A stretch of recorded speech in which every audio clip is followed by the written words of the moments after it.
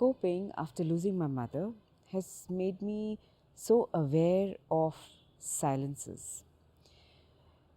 You realize very suddenly that every time you call your mum or you say, "mummy मेरे कपड़े कहाँ पर हैं? मम्मा वो आपसे कुछ बात करनी थी."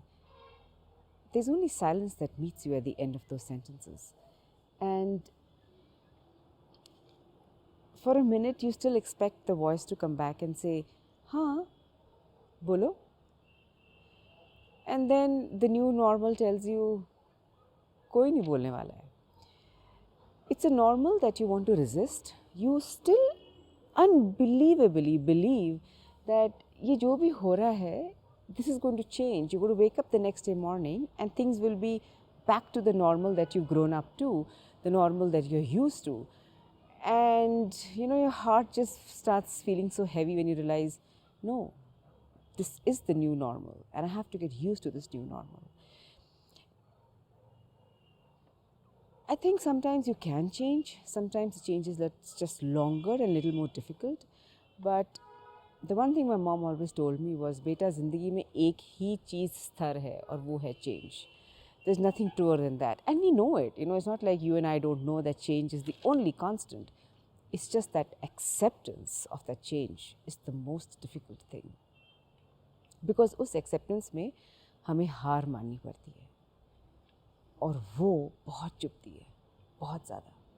और इसी एक्सेप्टेंस में कुछ दुख भी होता है और कुछ बहुत ही फ़नी मोमेंट्स भी होते हैं, surprisingly. The other day I spilled milk and my first response was, shit, thank God mom can't see it.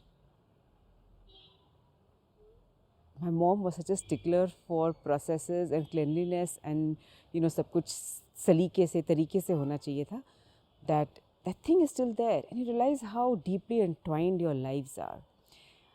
These memories are never going to leave you. I mean, she is with me. She's physically present in me. It's never going to go away.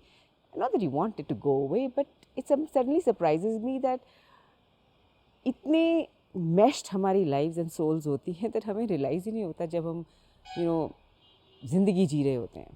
And when we are living this life, we take no time to celebrate the living. I mean, I've never heard of a 12-day celebration of anybody who's alive, but we spend 12 days ritualized mourning the person who has gone away. What does that person care? What we are doing for them, Everything in life is about the living. Those 12 days rituals are important so that you are able to adjust to your grief. What if we really had 12 days of celebration for people we really loved? How happy they would be. What do you think? Do you think I'm just being very weird about this? Maybe I'm coming from the fact that I'm getting very, very obsessed about my father. Everything is about my dad. What is he liking? What is not liking? Is he all right? Is he not all right? Is he too quiet? Is he talking too much? Is he eating too much? Just having one parent left makes you obsessive. Even though I know that this obsession is really not good, it's not healthy for me, I'm finding it so hard to leave him and go back to my normal life, to my life where I have a job, I have dogs, I have a home. I don't know how I'm going to make this transition. I know a whole lot of you have reached out to me and shared how you've lost your parents, and it'd be so wonderful to hear from you how you coped, because it's only in sharing do we really heal. There is no other way of healing is what I've realized,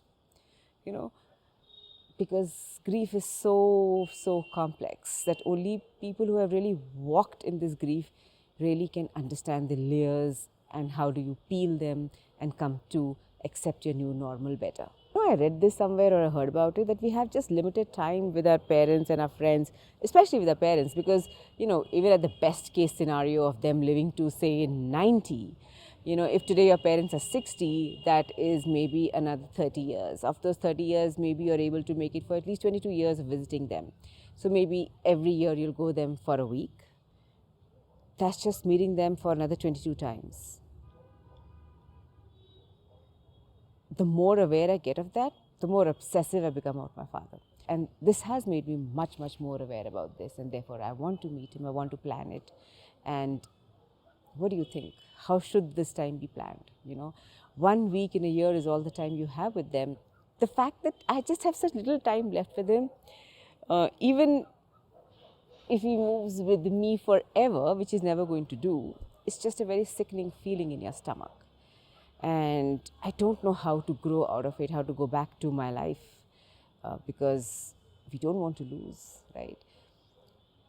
During my mom's funeral, the one thing I kept hearing was, "Beta, yahi reality hai, yahi zindagi ka sach hai. This is the terminal truth." Despite having seen it so up close just a few days back, I'm not able to accept the fact that we are going to lose our parents at some point. You know, that is Mohamaya, the attachment that we humans are so good at. I regretted every time I fought with her, I didn't answer her calls, I talked to her rudely. I have a lot of regret about that. But then I realized, but that is what relationships are. I shouldn't be expecting an imperfect relationship with my parents by saying, "Koi ladai nahi hogi, koi tu main nahi hogi, I will always listen to them." It's not going to happen, right?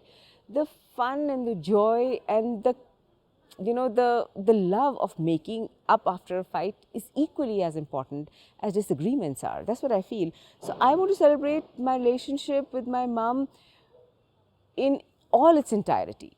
The fights, the love, the meeting, the separation, the anger, the acceptance, all of it, because that is what true and real relationships are, don't you think?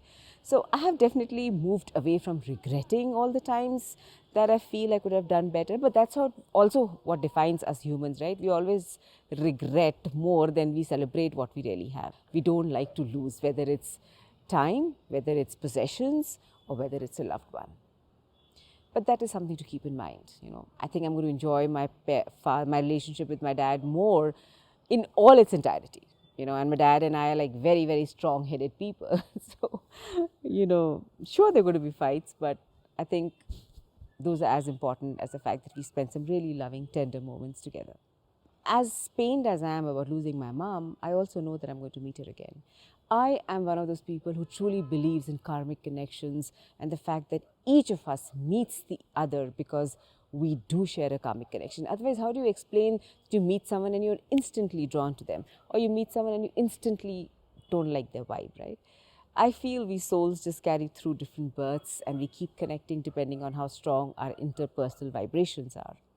And till I meet her again, I just wanted to let her know that she's missed, she's loved, and she's celebrated.